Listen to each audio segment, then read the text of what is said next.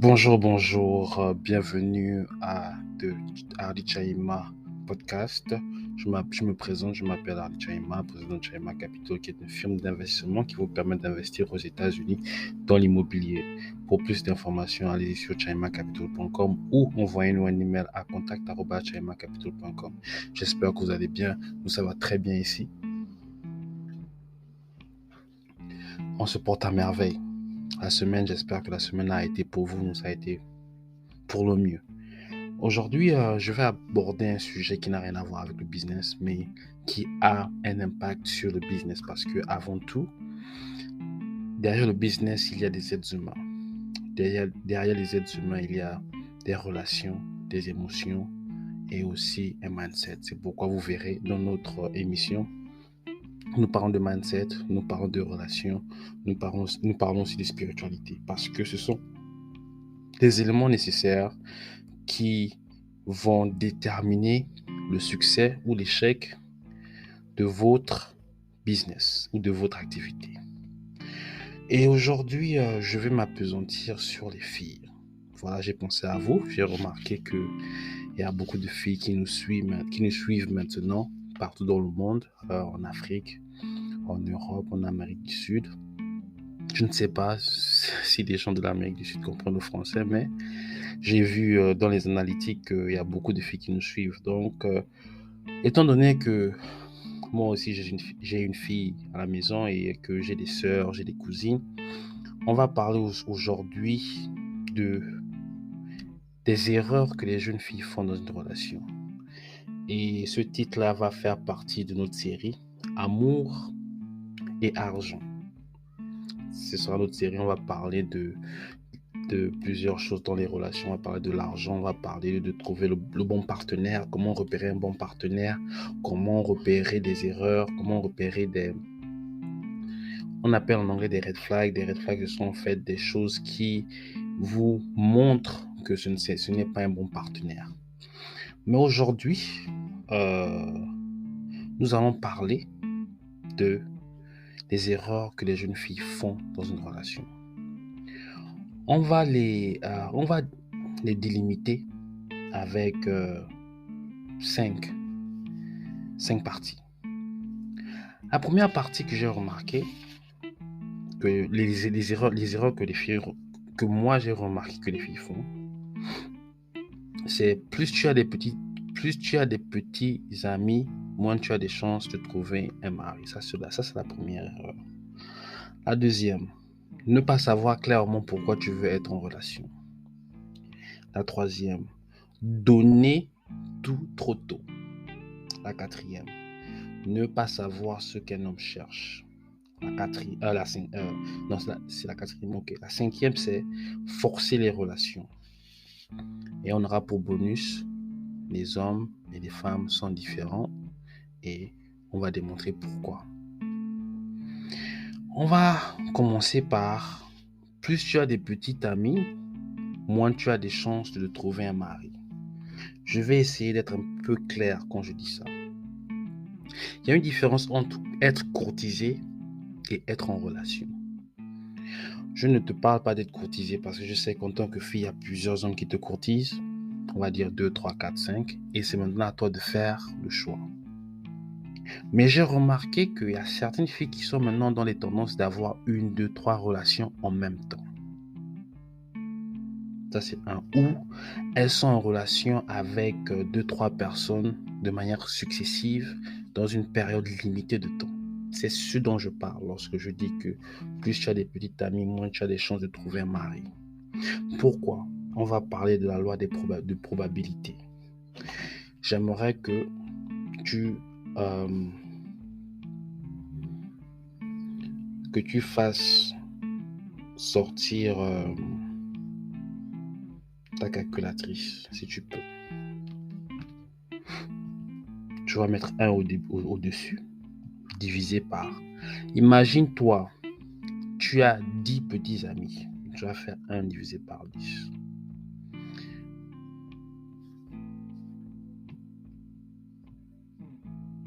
Quand tu fais 1 divisé par 10, si tu as 10 petits amis, tu as 10% de chances de trouver un mari. Si tu fais 1 divisé par, on va dire, 5 petits amis,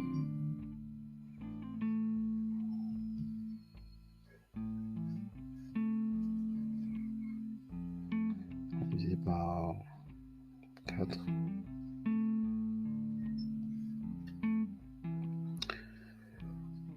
Attendez, donc je disais, imagine-toi que tu as 4 petits amis durant ta vie. Combien de pourcentage tu auras des chances de trouver un mari? Donc on prend 1 divisé par 4, multiplié par 100. Tu as 25%. Donc, moins tu descends, moins tu as des petits amis, plus ta chance de trouver un mari augmente. Plus tu as des petits amis, moins ta chance de trouver un mari augmente. Ça veut tout simplement dire que tu dois limiter le nombre de petits amis et le nombre de relations sérieuses que tu as. Parce que d'après les mathématiques, si tu ne limites pas ce nombre-là, tu ne trouveras, tu auras, en anglais on dit low probability, tu auras un faible taux de probabilité de trouver un mari. Ça, c'est en mathématiques. Maintenant, qu'est-ce qui se passe en fait dans la vie réelle? Lorsque tu as cette habitude de toujours changer des petits amis, de toujours changer de relation, tu ne développes pas les qualités nécessaires pour une relation de longue durée. Vous savez très bien que l'être humain apprend. Et pour apprendre, l'être humain doit être dans l'action, l'être humain doit être dans l'expérience. Le mariage, c'est 30 ans, 25 ans, 40 ans. Et les qualités que tu as besoin de travailler dessus pour que tu puisses rester avec quelqu'un pendant 40 ans ne peut qu'être développé que lorsque tu mets du temps avec tes petits amis. Si tu ne mets pas du temps avec tes petits amis, tu vas développer une habitude qui va faire en sorte que tu ne sauras pas supporter une relation avec la même personne pendant un bon bout de temps. C'est pourquoi vous verrez que il y a certains d'entre vous, vous êtes, comment dire, vous vous ennuyez des relations, tout simplement parce que vous avez déjà cultivé l'habitude de découvrir de nouvelles personnalités, de découvrir de nouvelles personnes, de découvrir de nouvelles expériences. Ce qui fait en sorte que lorsque vous êtes maintenant avec une seule personne, vous vous sentez mal à l'aise parce que vous voulez découvrir quelque chose d'autre. Tout simplement parce que vous êtes habitué à des courtes relations. Et c'est pourquoi, quelquefois, le fait que vous êtes habitué à des courtes relations, c'est la cause de l'échec de vos mariages lorsque vous voulez vous marier. Tout ce que vous faites dans la vie vient de la préparation. Là, je parle aux filles qui veulent se marier. Donc, si vous voulez être marié et que vous n'arrivez pas à garder une relation pendant 2, 3, 4 ans, 5 ans, vous n'allez pas vous en sortir. Qu'est-ce qui se passe lorsque vous gardez une relation pendant 3 ans, 4 ans, 5 ans? Vous développez des qualités précises, la communication. Parce que vous passez du temps avec cette personne-là, vous apprenez à communiquer. Il y a la communication verbale et la communication non verbale. C'est-à-dire que vous savez que lorsque votre mari, lorsque votre petit ami ne parle pas, ou lorsque votre petit ami fait un certain regard, ce n'est pas le bon moment d'aborder un sujet. Donc vous attendez. Vous savez que lorsque votre petit ami est énervé, il y a un certain comportement qu'il a. Et vous essayez de soit l'apaiser, ou soit le réprimander en lui disant que ton comportement est bizarre. Mais cette communication-là ne s'apprend pas lorsqu'au petit dédain, au petit argument, vous partez voir quelqu'un d'autre. Et c'est ce que j'ai remarqué. Il y a des relations où vous vous disputez aujourd'hui, demain vous êtes en train de texter une autre personne. Parce que vous avez peur de vivre la situation et d'apprendre de la situation. Et c'est mauvais. Et c'est mauvais. La deuxième qualité, c'est la patience. La patience parce que nous tous on grandit. Nous avons des défauts, nous avons des qualités. Tu as des défauts, tu as des qualités. Ton petit ami a des défauts et il a des qualités. Le problème, lorsque vous sautez de relation en relation, vous essayez de combler les qualités de A avec B et de combler les qualités de B avec C, les qualités de C avec D. Le problème, c'est que vous ne trouverez pas un homme comme ça. Là, vous êtes en train de créer un monstre, en fait. Parce que vous prenez Henri, il s'énerve vite, vous partez chez Harry. Harry, il ne s'énerve pas vite, mais il est chiche avec son argent. Vous partez chez Hardy. Hardy, il ne s'énerve pas vite, il aime dépenser de l'argent, mais c'est un soulard. Comme c'est un soulard, vous repartez vers Henri. C'est facile à faire, mais le problème, c'est que vous ne développez pas la patience nécessaire parce que vous aussi, vous avez des défauts. Et votre partenaire doit aussi supporter vos défauts. Donc, ne voyez pas seulement les défauts de la personne que vous êtes avec, mais voyez aussi vos défauts. C'est pourquoi il faut cultiver la patience. La patience d'accepter que la personne est en train de grandir. La patience d'accepter que la personne a fait des erreurs. La patience d'accepter que vous devez travailler ensemble pour avoir un meilleur futur. Parce que le futur que tu veux avoir dans une relation, elle se travaille, elle ne se donne pas. Et toi, en sautant de relation en relation, tu penses que tu vas la trouver, tu ne vas jamais la trouver. Et tu auras 35 ans, 40 ans, 45 ans et tu vas te demander où sont passés les hommes. Et tu vas passer ton temps à l'église en train de prier. Mais tout ce que je te dis là, si tu le faisais depuis, tu t'en sortirais. Point final. Le troisième point. On est toujours dans le premier point, dans le premier titre qui est ne change pas de petit ami. Ne change pas trop de petit ami. Parce que ça réduit les chances de trouver un mari. Nous sommes toujours là. Là, maintenant, je vais dans le troisième sous-point. Dans le troisième sous-point. Le troisième sous-point, c'est les sacrifices. Si vous voulez être dans une relation, il va falloir faire des sacrifices. Et beaucoup de filles ne comprennent pas ça. Elles pensent qu'elles peuvent avoir le beurre, l'argent du beurre et le boutiquier et le terrain. Ça ne se passe pas comme ça. Dans toute philosophie, dans toute expérience humaine, vous verrez qu'il y a un sacrifice à faire. Et c'est quoi le sacrifice dont je parle? Lorsque vous voulez obtenir quelque chose, vous devez libérer quelque chose. On appelle ça la loi d'échange. Et ça existe aussi en alchimie. La loi de l'échange égal. L'alchimie, c'était, on va dire, c'était une science, c'est même pas une science, mais c'était une sous-science qui a précédé la chimie. Il y a certains principes de la chimie que l'on retrouve dans la chimie. La loi d'échange. Lorsque vous lisez la Bible, parce que je sais que beaucoup d'entre vous sont chrétiens, il y a aussi des musulmans bien sûr, mais lorsque vous lisez la Bible, on parle toujours de sacrifice, si vous ne faites pas attention. Dieu a donné son Fils unique pour pouvoir sauver le monde. Jésus est mort pour qu'on ait la vie éternelle. Abraham a failli sacrifier son fils pour montrer à Dieu qu'il est son serviteur. Il y a toujours un élément de sacrifice. Pour pouvoir être payé dans une filière, il faut d'abord dépenser de l'argent pour faire des études dans cette filière-là. Tout ce qu'il y a de valeur dans la vie, vous devez d'abord le payer en premier. C'est ça le sens du sacrifice. Le sacrifice, c'est pour pouvoir recevoir quelque chose, je dois libérer quelque chose. Et quelquefois, pour pouvoir être en relation, pour pouvoir être marié, je dois libérer certaines de mes habitudes.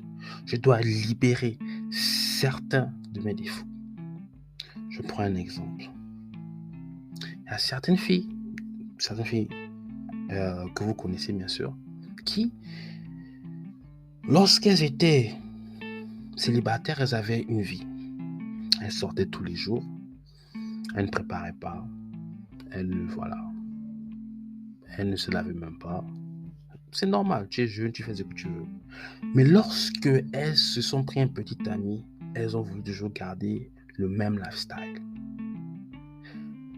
Et c'est une erreur parce que lorsque tu rentres en relation, tu prends de nouvelles responsabilités. Et ces responsabilités viennent avec des devoirs que tu dois connaître. Si tu ne le fais pas, tu vas perdre ce privilège-là d'être en relation. Quand tu prends une voiture, tu dois mettre de l'essence. Tu dois faire la vidange. Tu dois laver la voiture. Si tu ne fais pas tous ces devoirs-là, la voiture va te lâcher. Comprends que ta relation est comme la voiture. Il y a des choses que tu dois faire pour entretenir. Et ces choses-là demandent des sacrifices. Si tu n'es pas prêt à faire des sacrifices, et ces sacrifices doivent être mutuels. Ce n'est pas seulement toi, ce n'est pas seulement ton mari, mais c'est les deux. Vous, toi et ton mari. Et c'est pourquoi je vais tomber sur le 4e point qui est le partenariat. Nous sommes en 2023, nous ne sommes pas en 1960, nous ne sommes pas en 1800. Nous sommes en 2023. Nous ne sommes pas dans le communisme, nous ne sommes pas dans l'économie agricole, nous sommes dans le capitalisme. Ça veut dire qu'aujourd'hui, un seul homme, surtout africain, ne peut pas prendre soin de toute la famille. Il ne peut plus. Parce que dans l'écosystème économique, la vie est devenue plus chère. La vie est devenue plus chère. Les voitures sont devenues chères. Les crises économiques, la dévaluation, l'inflation. Maintenant, aujourd'hui, toi, madame, tu te dis que je suis marié, je reste à la maison. Oui, tu restes à la maison pour faire autre chose si ton mari te dit oui, je peux prendre soin de payer toutes mes factures. Mais la situation dépend de votre situation financière. Parce qu'il y a certaines filles qui ne savent pas à s'adapter et se développer. C'est ça le partenariat. Le partenariat, c'est s'adapter et se développer. S'adapter comment? Tu peux trouver ton petit ami, il est à l'école. Il fait les études de juriste. Toi, tu travailles déjà. Mais tu vas dire parce que c'est l'homme. C'est lui qui doit payer tout. Mais le problème, c'est qu'il est étudiant. Comment il va payer tout? Et s'il prend un boulot où il doit travailler à plein temps, comment il va faire pour étudier? S'il n'étudie pas, comment il va faire pour avoir ce boulot-là? Et s'il n'a pas ce boulot-là, comment il va faire pour prendre soin de toi? Il faut se poser des bonnes questions. On ne peut plus faire du copier-coller. À l'époque, dans l'économie agricole, la femme n'avait pas besoin de travailler. On avait les terres, on avait les cabanes. Aujourd'hui, c'est celui qui a les moyens de production, c'est celui qui a l'argent, qui dicte les choses. Ton petit ami fait les études pour pouvoir prendre soin de toi. Aide-le à finir ses études. D'abord, ne le presse pas, ne le stresse pas. Je dois me marier, oui, la dot, etc., etc. Sois intelligente. Sois intelligente. Nous sommes en 2023. Les choses ont changé. Le iPhone là qu'on a, l'iPhone touche là, le iPhone qu'on peut toucher, il n'y a pas de bouton. Je me rappelle en 2005, j'avais un Motorola L7. C'était pas tactile. On mettait la carte mémoire. J'écoutais la musique, il n'y avait pas Spotify. Il n'y avait pas les podcasts. Il n'y avait même pas Instagram. Les choses évoluent. Nous aussi, on doit évoluer dans nos têtes. C'est pourquoi on a besoin du partenariat. Voyez, c'est quoi votre objectif et travaillez ensemble pour atteindre cet objectif. Aujourd'hui, l'indépendance financière, c'est l'objectif de tout le monde. Ce n'est pas seulement l'objectif du mari. Ce n'est pas seulement l'objectif de la femme, mais c'est l'objectif des deux personnes dans la relation. Si toi, tu peux aider pendant que l'autre fait quelque chose, aide. Parce que c'est l'arrivée qui compte. Aujourd'hui, tu as été béni, tu as un boulot, ton petit ami fait des études, aide-le à finir ses études. Comme ça, il va te retrouver, toi, vous pourriez ensuite acheter un terrain, construire un immeuble, investir et être libre financièrement. Mais si vous voulez vivre la belle vie sans avoir travaillé dans votre jeunesse, vous souhaitez le mal de tête quand vous serez plus vieux.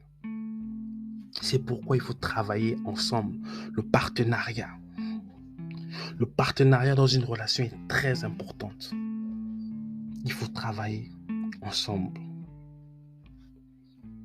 Lorsque vous faites cela, les choses vont aller vite, très vite. Donc, j'ai fini avec le premier point. Le deuxième point, ne pas savoir clairement pourquoi tu veux être en relation. Ma soeur, quand tu étais au primaire, quand tu étais au secondaire, tu étais en relation parce que le gars il est mignon, le gars il a les vagues à la tête, il a les cheveux métis, ou il est métis, il a les lèvres roses, il a les chaussures Air Force, il sait s'habiller, il sait marcher, il est intelligent, oui, tout ça on sait. Mais tu ne peux pas appliquer la même mentalité quand tu deviens grand. La Bible dit, quand j'étais petit, je pensais comme un petit. Maintenant que je suis grand, je pense comme un grand. Aujourd'hui, quand tu deviens une jeune femme, tes critères de sélection ne peuvent plus être basés à des critères de sélection que tu avais au lycée, à des critères de sélection que tu avais au primaire. C'est pourquoi tu grandis. Donc aujourd'hui, tu ne peux pas me dire que je suis avec lui parce qu'il est beau. Parce que si tu me dis ça, le jour où il va te tromper, le jour où tu vas découvrir qu'il est paresseux, ne viens pas te plaindre parce que tu l'as accepté parce qu'il est beau. C'était ça ton critère, parce qu'il est beau. Accepte-le comme il est. Quand tu es une jeune fille, tu dois regarder à des qualités concrètes, intrinsèques. Est-ce qu'il est responsable? Est-ce qu'il est loyal? Est-ce qu'il est travailleur? Est-ce qu'il partage? Est-ce qu'il est diplomate? Est-ce qu'il a l'esprit de famille? Parce qu'il y a certains garçons, ils n'ont pas l'esprit de famille. Hein. Ils n'ont pas grandi avec la famille. Eux, ils ne pensent qu'à eux. Ça existe. Mais si toi, tu vois seulement la beauté, tu vois seulement les vagues, tu vois seulement le teint métis, parce que tu vas te faire mal. Après, tu vas poster sur les Facebook, oh, tous les hommes sont pareils. Pourquoi les femmes en souffrent? Nous, on souffre. Ma soeur, tu souffres seule. Tu souffres seule, ma soeur.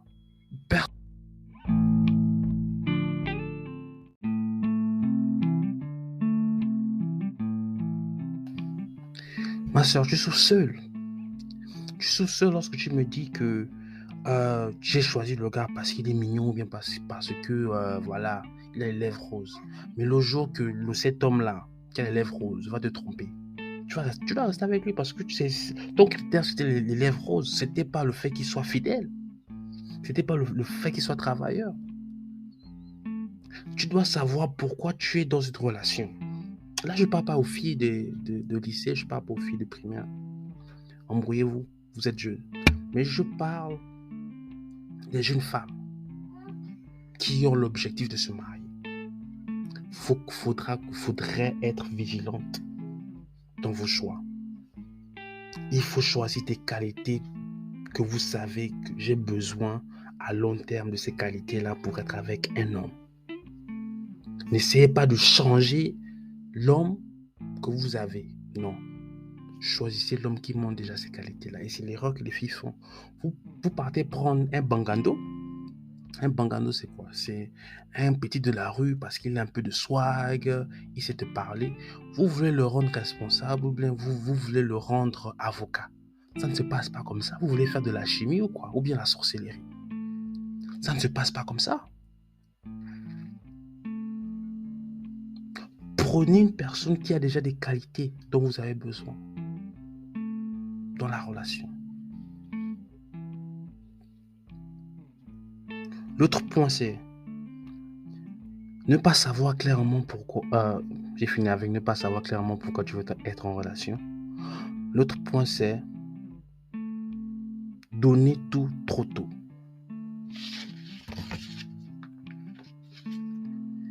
Les filles, lorsqu'elles sont amoureuses, elles donnent tout trop tôt. De l'argent, le temps, etc., etc. Et souvent, elles se font mal. Et elles regrettent. Elles deviennent différentes. Mais je dirais que, ma soeur, tu as donné tout trop tôt. Mais est-ce que tu as d'abord choisi le gars à qui tu donnes tout? Est-ce que le gars que tu donnes tout t'avait dit un jour qu'il devait te marier? Et même si il t'a dit qu'il devait te marier, est-ce qu'il a montré avec ses actions qu'il était vraiment sérieux par rapport à ça? Il y a des filles, elles donnent tout à des petits bandits.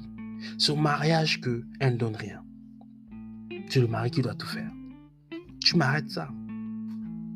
Tu m'arrêtes ça. Ça ne se passe pas comme ça. C'est à ton mari que tu dois donner l'excellence de tes efforts. Ce n'est pas au petit du quartier. Le petit du quartier, il t'a promis quoi? Il a promis qu'il va te garder. Il a promis que quand tu seras malade, il va rester avec toi, te soigner. Il a promis que il va prendre soin de toi et de tes enfants. Il t'a promis ça? Non. Tu as suivi des émotions.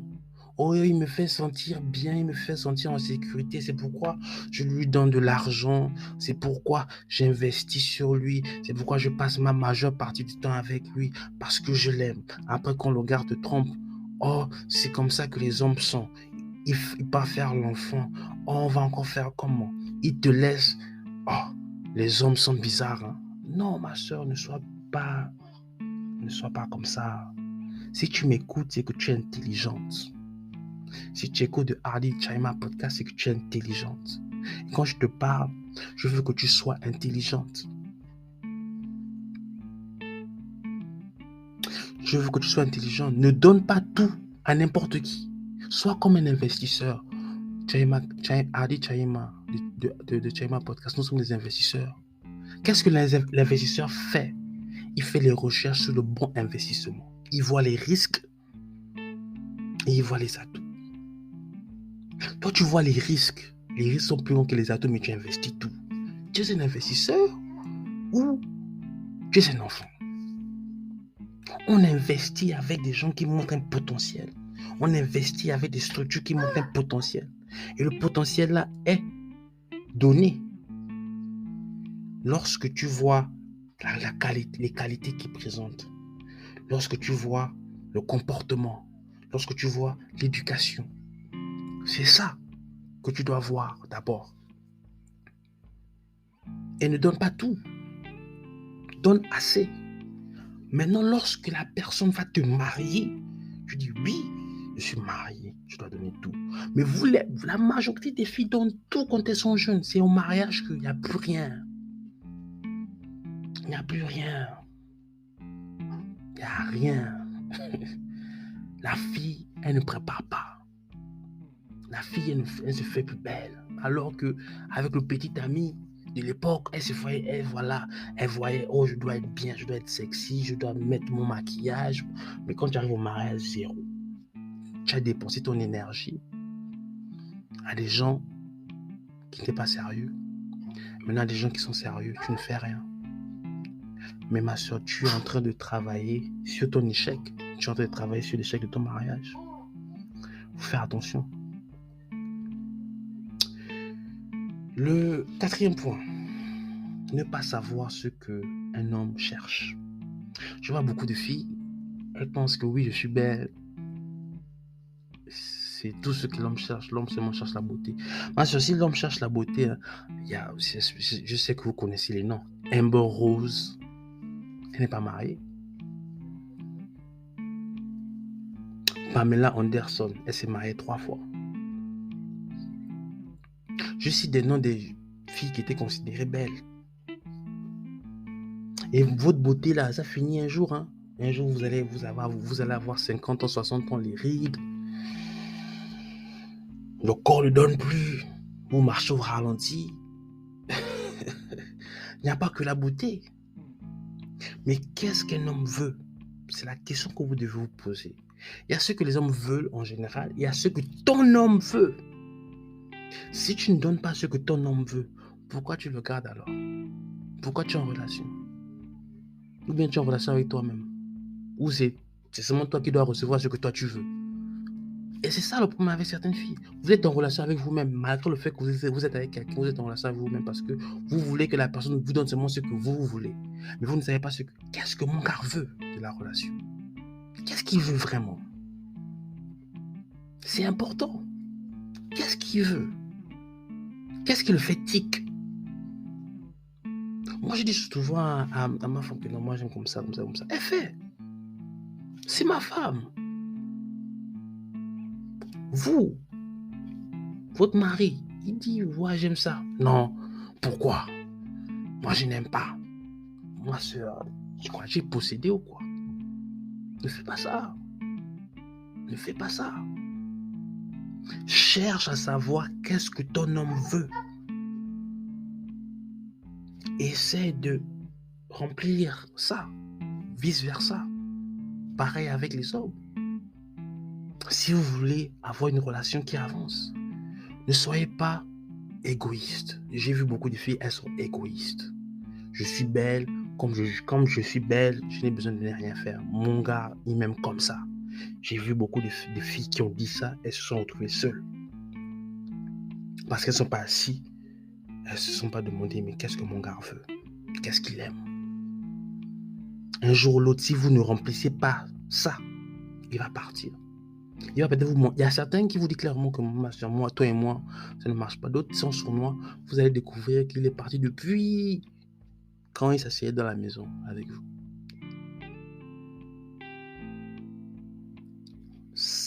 Il va falloir savoir qu'est-ce qu'un homme cherche.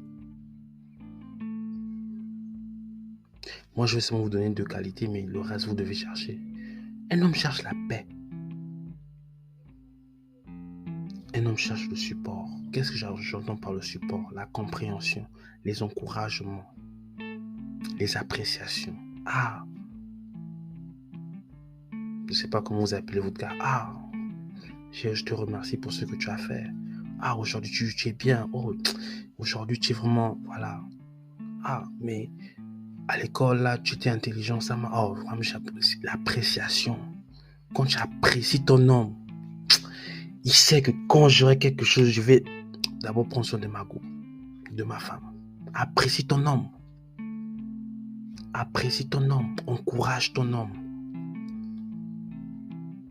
Reconforte ton homme. Donne la paix à ton homme. Je précise, à un homme bien, parce qu'il y a des bandits ici. Moi, je ne parle pas des bandits. Si tu donnes ça à des bandits, toi-même là-bas, moi, je te parle d'un homme bien. C'est ce qu'il cherche. On va venir au dernier point, forcer les relations. Non, vous les frangines, là, vraiment, vous aimez forcer les relations. Vous aimez trop forcer les relations. Je vais vous poser une question. Est-ce qu'il est plus facile de trouver une fille à 20 ans qui est mariée ou un homme à 20 ans qui est marié? Pourquoi il est plus facile de trouver une fille de 20 ans qui est mariée?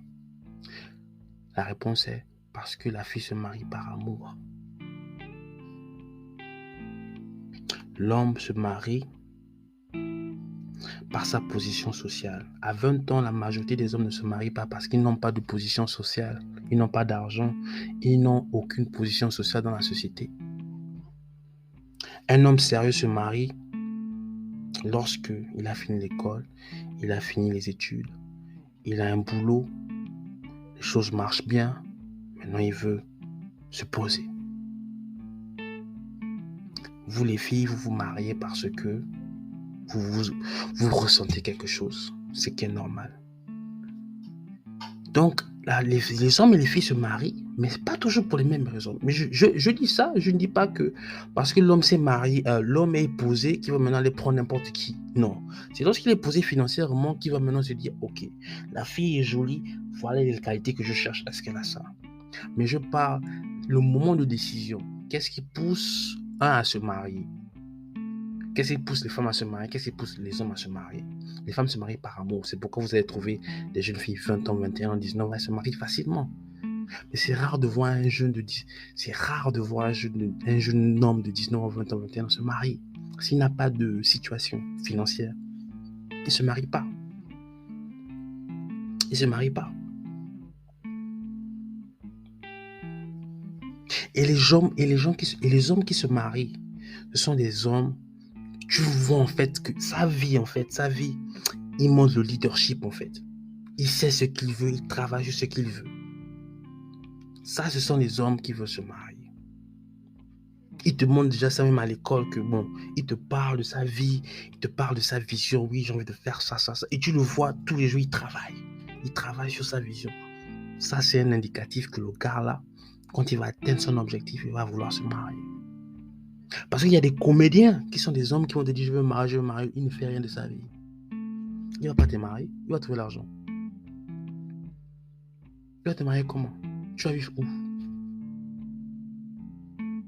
Parce qu'il y a des filles, elles se disent, vous les filles, vous dites des choses par amour. Les hommes disent les choses par, je sais pas comment dire ça, dans le moment en fait. C'est-à-dire que les décisions de l'homme est toujours basées sur le long terme, pour celui qui est responsable. Pour celui qui est responsable, c'est toujours basé sur le long terme. Et souvent, les petits nerds, là, les petits qui sont toujours sérieux, là, ce sont les gens qui veulent se marier. Mais quand on est jeune, les filles s'intéressent aux gars qui sont, voilà, qui ont le soir, qui ne viennent pas au cours, qui parlent comme un bandit et tout. C'est ce que les filles aiment. Mais ce ne sont pas les qualités que vous allez avoir besoin lorsque vous allez vous marier. Parce que si vous vous mariez avec ce genre de personnes, vous allez souffrir. Bien même.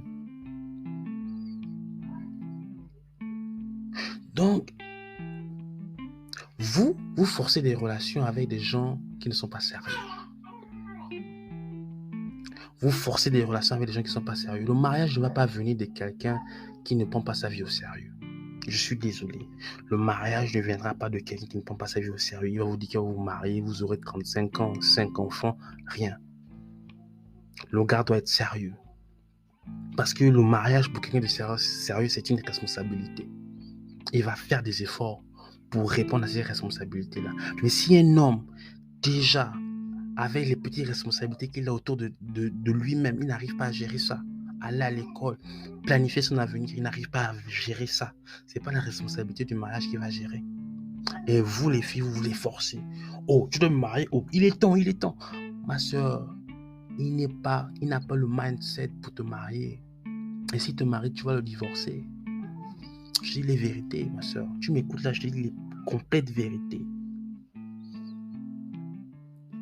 Je dis les complètes vérités. Ne force pas les relations avec les bangandos. Ne force pas les relations avec les gens qui ont les lèvres roses. Ne fais pas ça. Tu fais ça, tu vas te faire mal. Après, tu vas commencer à poster sur Instagram que les hommes sont bizarres. Pourquoi je souffre, etc. Non. C'est parce que tu peux apprendre les bangandos. Bangando, c'est un terme gabonais. Tu peux apprendre des gens qui ne sont pas sérieux, en fait, qui n'ont pas d'objectif dans leur vie. Si un homme qui a un objectif dans la vie aura pour objectif de se marier plus tard.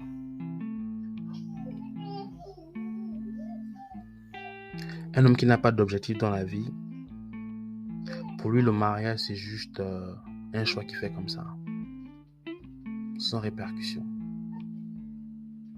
Et parce qu'il n'a pas, il n'a pas ce sens des responsabilités, il va pas se sentir poussé à te marier. Pour lui, il va te dire, je vais te marier l'année prochaine. L'année prochaine va devenir 10, 15, 20 ans. Anyways, on a fini avec nos points, mais je vais conclure avec quelque chose. L'homme et la femme sont différents. On a donné à la femme le sens de l'observation et de l'intuition parce qu'elle est gardienne de la vie. C'est à travers elle que la vie passe. C'est à travers elle qu'on a des enfants. Donc elle est gardienne de la vie. Elle a besoin de l'observation et de l'intuition. Remarquez que la femme va savoir lorsque le bébé ne va pas bien, avant même que le docteur dise quelque chose. Parce qu'elle l'observe et elle a l'intuition. Et c'est important parce que l'observation et l'intuition là est nécessaire aussi pour son mari. Beaucoup de femmes pensent que elles sont gardiennes de la vie de l'enfant. Non, elles sont aussi gardiennes de la vie de leur mari, mais de manière métaphysique, spirituelle.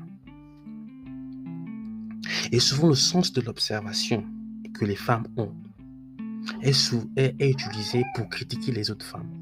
Parce que remarque bien que vous, entre vous les femmes, vous auscultez les gens. Oh, la fille, elle n'a pas fait les ongles, regarde les cheveux, regarde le make-up, regarde le maquillage, regarde le jean. Ouais, parce que vous avez un don de l'observation. Et à cause de ça, à cause du sens de l'observation, vous savez interpréter à l'avance ce que les gens veulent avant qu'ils ne le disent. Je répète, à cause de ce sens d'observation, vous savez interpréter à l'avance ce que les gens veulent avant qu'ils ne le disent. C'est pourquoi les femmes qui sont mariées savent ce que leur homme veut avant qu'ils disent quelque chose. Parce qu'elles ont les qualités de l'observation et de l'intuition. Mais maintenant, et voilà l'erreur que les femmes font. Elles se disent que parce que je peux savoir à l'avance ce que mon mari veut, mon mari doit aussi savoir à l'avance ce que moi je veux. L'homme n'a pas été doté de ces cadres de la vie. L'homme n'a pas été doté de ces qualités-là en fait. L'homme a été doté des facultés qui sont différentes de toi. Les facultés d'avoir un objectif et de prendre des décisions. Remarquez, je prends un exemple. Un chasseur qui sait où il va.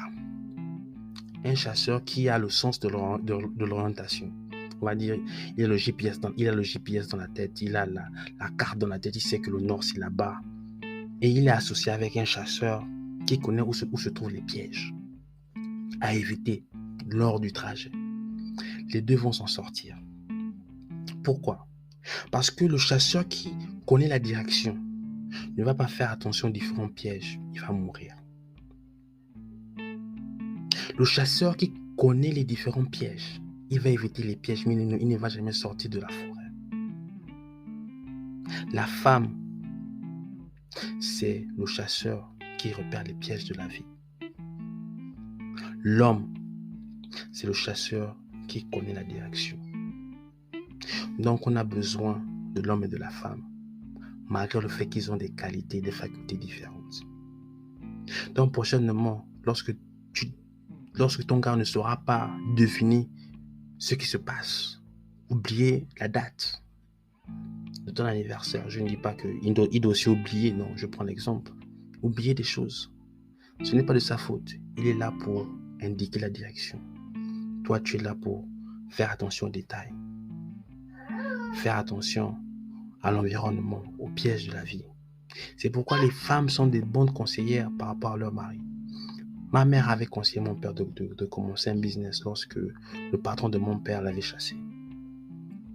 Je sais, parmi vous, les femmes ont été des bonnes conseillères. Et même en Égypte, la femme du pharaon était la première conseillère du pharaon.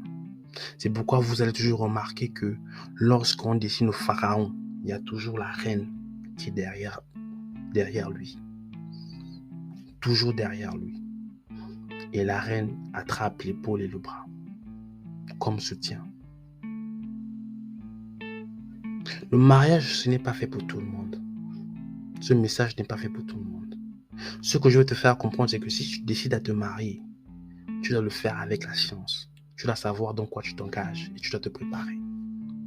Le succès dans le mariage, ce n'est pas un accident. Si tu te lances dans le mariage juste pour te lancer, tu vas voir, tu vas te faire mal, tu vas pleurer, tu auras mal à la tête.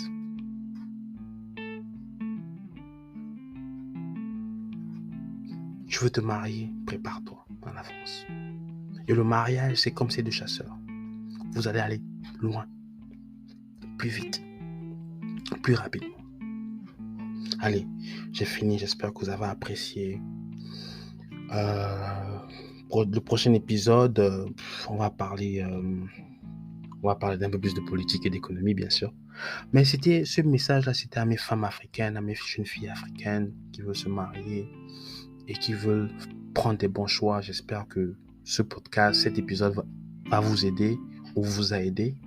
Si vous pouvez laisser des commentaires dans les revues, dans mon Facebook, je vais beaucoup apprécier. Allez, see you soon. Bye.